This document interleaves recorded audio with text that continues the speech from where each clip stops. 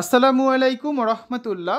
সুপ্রিয় শিক্ষার্থীবৃন্দ, mechanical engineering চ্যানেলের পক্ষ থেকে তোমাদের সকলকে জানাচ্ছি আন্তরিক শুভেচ্ছা। এই ভিডিওটা তৈরি করছি নবম দশম শ্রেণীর শিক্ষার্থীদের জন্য। 2025 সালের নবম দশম শ্রেণীর উচ্চতর গণিত বইয়ের প্রথম অধ্যায় সেট ও ফাংশন এর 6 নম্বর পর্বে আজকে আমরা দেখব 22 পৃষ্ঠার অনুশীলনী 1.1-এর 26 এবং 27 নং সমস্যার সমাধান। এই ভিডিওর ডেসক্রিপশনে এবং পিন কমেন্টে প্লেলিস্টের লিঙ্ক দেওয়া আছে, সেখান থেকে তোমাদের যার যে বিষয়ের ভিডিও দরকার খুব সহজেই তোমরা দেখে নিতে পারবে। পৃষ্ঠা 22, আজকে আমরা 26 পৃষ্ঠার এই সৃজনশীল প্রশ্ন এবং 27 পৃষ্ঠার এই সৃজনশীল প্রশ্নের এই দুটো সৃজনশীলের উত্তর দেখব। প্রথমে দেখো 26 নম্বর সৃজনশীলের যে উদ্দীপকটা দেওয়া আছে, এ সমান কি x such that x belongs to R এবং x square minus a plus b into x plus a b সমান 0। বি সমান দেওয়া আছে 1,2, সি সমান দেওয়া আছে 2,4,5। তো ক নম্বরে বলা আছে এ সেটের উপাদান সমূহ নির্ণয় করো। খ নম্বরে একটা দেখাতে বলা হয়েছে, গ নম্বরে একটা প্রমাণ করতে বলা হয়েছে। তো আসো এখন আমরা তিনটা প্রশ্নের উত্তর দেখি। প্রথমে হচ্ছে ক নাম্বারটা, যে এ সেটের উপাদান সমূহ নির্ণয় করো। তাহলে এ সেট যেটা দেওয়া আছে সেটা আমাদের লিখতে হবে। দেওয়া আছে এ সমান হচ্ছে x such that x belongs to R এবং x square minus a plus b into x plus a b সমান 0 সমান x such that x belongs to R এবং এক্স স্কোয়ার মাইনাস এই মাইনাস এ আর এক্স গুণ করলে কী হবে minus এ x, এ প্লাসে মাইনাসে মাইনাস মাইনাস বি আর এক্স গুণ করলে কী হবে মাইনাস বি এক্স প্লাস হচ্ছে এ বি সমান 0 সমান x such that x belongs to R এবং প্রথম দুটোর মধ্যে কী কমন যায়, একটা এক্স কমন যায়, এক্স কমন গেলে কী বাকি থাকে এক্স মাইনাস এ। পরের দুটোর মধ্যে কী কমন যায়, একটা মাইনাস বি কমন যায়, মাইনাস বি কমন গেলে থাকে এক্স মাইনাসে মাইনাসে এ প্লাসে মাইনাসে মাইনাস এক্স মাইনাসে, তাহলে সমান 0। X such that x belongs to R এবং আমরা হচ্ছে কমনটা আগে লিখবো, এক্স মাইনাসে আগে লিখলাম, বাকি থাকে কোনটা এক্স মাইনাস বি, এটা হচ্ছে পরে লিখলাম সমান 0 সমান x such that x belongs to R এবং এক্স এর মান কত, যদি এক্স মাইনাস এ সমান 0 হয় তার মানে কত লেখা যায় এখান থেকে এক্স সমান এ, সেমভাবে এক্স মাইনাস বি সমান 0 হলে লেখা যায় এক্স সমান বি, তার মানে এক্স সমান হচ্ছে এ কমা বি। তাহলে এ সেটের উপাদান কী হবে এ ও বি এবং এটা হচ্ছে যে কোনো বাস্তব সংখ্যা। ঠিক আছে, ক নাম্বার শেষ। খ নাম্বারে কী বলা হয়েছে, যে দেখাও যে পি বি ইন্টারসেকশন সি সমান P of B intersection P of C. আসলে নির্ণয় করি। প্রথম কাজ হচ্ছে আমাদের এখানে সেটগুলো লিখি। বি সেট দেওয়া আছে 1,2, সি সেট দেওয়া আছে 2,4,5। তাহলে বি সেটের পাওয়ার সেট কত হবে, শুধু 1, শুধু 2, 1,2 এবং ফাঁকা সেট বা 5। আর সি সেটের পাওয়ার সেট কত হবে, শুধু 2, শুধু 4, শুধু 5, 2,4, 2,5, 4,5, তারপর 2,4,5 এবং একটা হচ্ছে ফাঁকা সেট বা 5। আমরা জানি যে আমাদের একটা উপাদান হলে একটাই হয়, আমাদের যদি একটা উপাদান হলে দুইটা হয়, তারপর দুইটা উপাদান হলে 4টা হয়, 3টে উপাদান হলে 8টা হয়, 4টে উপাদান হলে 16টা হয়। ঠিক আছে, 2 পাওয়ার 4 এভাবে করে। তাহলে দেখো এখান থেকে আমরা কি বলতে পারি, যে P power of B set intersection power of C set সমান, এখানে আমরা মান বসাতে পারি। আমরা হচ্ছে যে পাওয়ার অফ বি সেটের মান বসালাম, ইন্টারসেকশন পাওয়ার অফ সি সেটের মান বসালাম, এগুলোর মধ্যে কী মিল আছে সেগুলো আমাদের লিখতে হবে। দেখো তো খেয়াল করে, প্রথম সেটে একটা 2 আছে, ঠিক আছে, পরের সেটেও একটা 2 আছে, প্রথম সেটে একটা ফাঁকা সেট আছে মানে 5 আছে, পরের সেটে একটা 5 আছে, এই দুটোই শুধুমাত্র মিল আছে। তার মানে 2 এবং ফাঁকা সেট বা 5 এটাই হচ্ছে আমাদের power of B intersection power of C এর মান। ঠিক আছে, অর্থাৎ এই বাম পাশের মানটা কিন্তু আমরা পেয়ে গিয়েছি। এবার ডান পাশেরটা আমাদের বের করতে হবে। আমরা ডান পাশের মানটা পেয়ে গিয়েছি, এই যে এটা পেয়েছি আমরা অলরেডি। আমাদের হচ্ছে বাম দিকেটা এখন বের করতে হবে। তাহলে বি ইন্টারসেকশন সি এর মান আগে আমাদের বের করতে হবে। তো বের করি, বি ইন্টারসেকশন সি, বি এর মান লিখলাম, সি এর মান লিখলাম। ইন্টারসেকশন মানে কি শুধুমাত্র কমন উপাদান নিতে পারবো আমরা, দুটোর মধ্যে মিল আছে কি, এখানে একটা 2 মিল আছে শুধুমাত্র, তাহলে অ্যান্সার কত 2। তাহলে power of B intersection C এর মান কত, শুধু 2, আর এটা হচ্ছে ফাঁকা সেট। তাহলে খেয়াল করে দেখো বাম পক্ষ সমান ডান পক্ষ পেয়েছি। তাহলে আমরা বলতে পারি যে power of B intersection C সমান হচ্ছে power of B intersection power of C. Okay, গ নাম্বার যেটা বলা হয়েছে, প্রমাণ করো যে A cross B union C সমান A cross B union A cross C. দর্শক এটা প্রমাণ করি।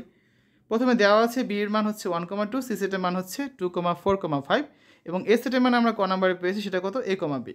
তাহলে আমাদের প্রথমে বের করতে হবে বি ইউনিয়ন সি এর মান। বি এর মান হচ্ছে 1,2, ইউনিয়ন সি এর মান হচ্ছে 2,4,5, তার মানে এখানে সবগুলো উপাদান আমরা নিতে পারবো।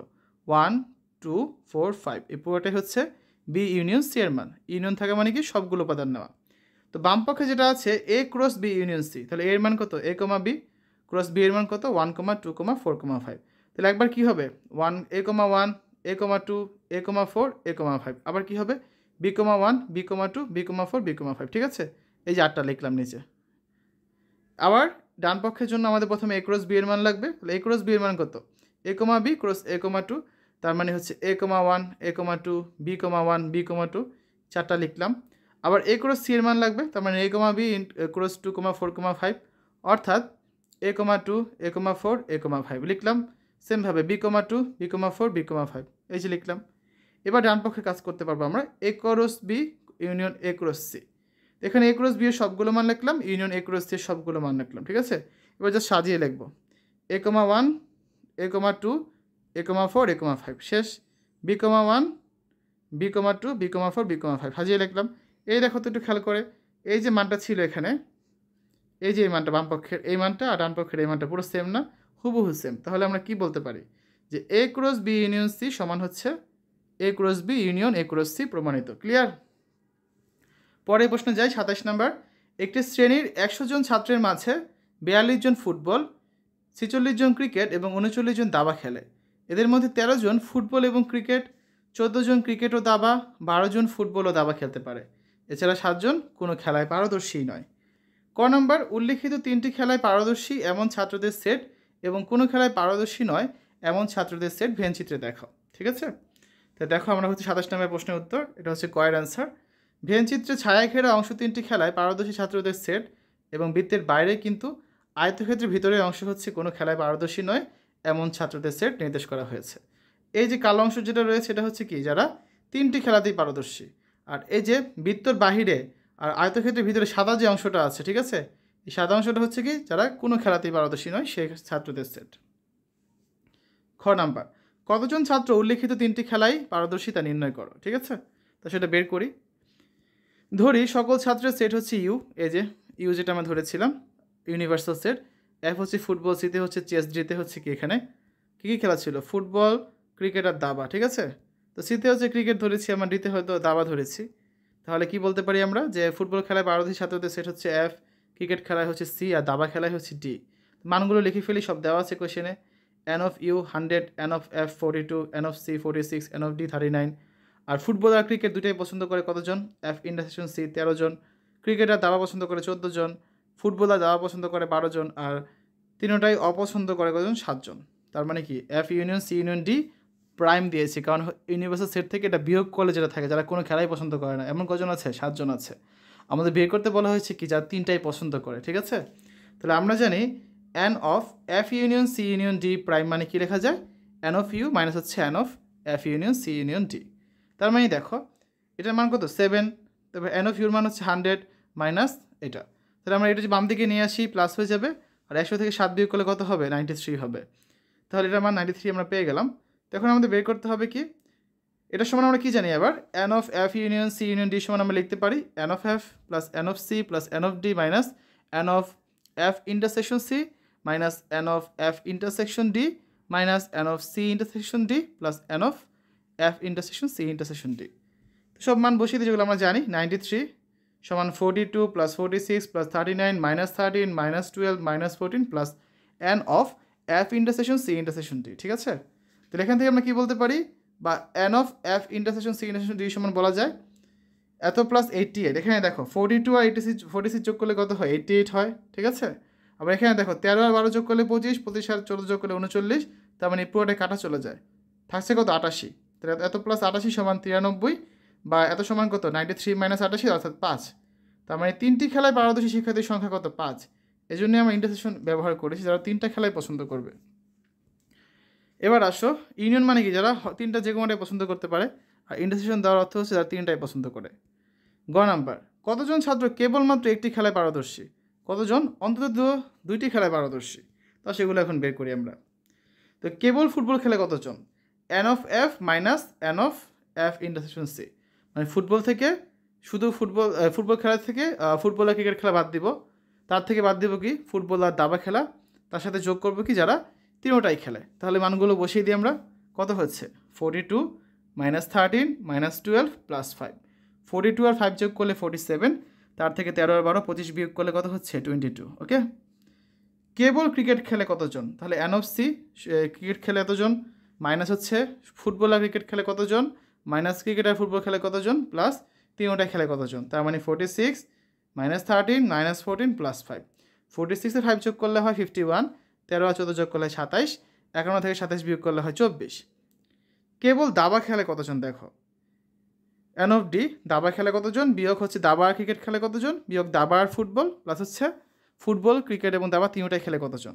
মান বসিয়ে দিই 39 -14 -12 +5।